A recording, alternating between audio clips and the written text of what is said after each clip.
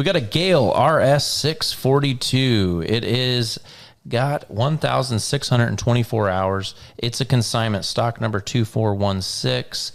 The nice thing about these GEHLs and a lot of telehandlers in the industry, the model numbers really do mean something. This will lift 6,000 pounds, 42 feet high. That's the model number and the stats sheet on it. It's a very low-hour machine for its vintage, and it's very well maintained, very clean machine.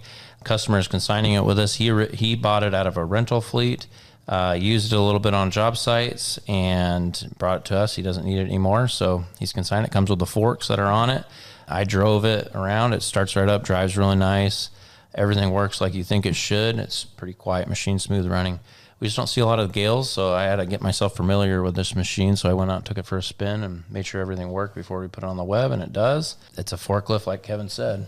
I mean, for under 60,000 to get into a 42-foot forklift, 3 forward, 3 reverse gears, I mean, this is a great value again in these machines. The telehandler market has been very popular in the last couple of years. It's always a popular market, but it seems like the last few years we've gone through a lot of pre-owned telehandlers of all different brands. It's crazy to think some construction sites and contractors on sites will rent one for 6 months, just have it parked there, just to unload trucks and stuff.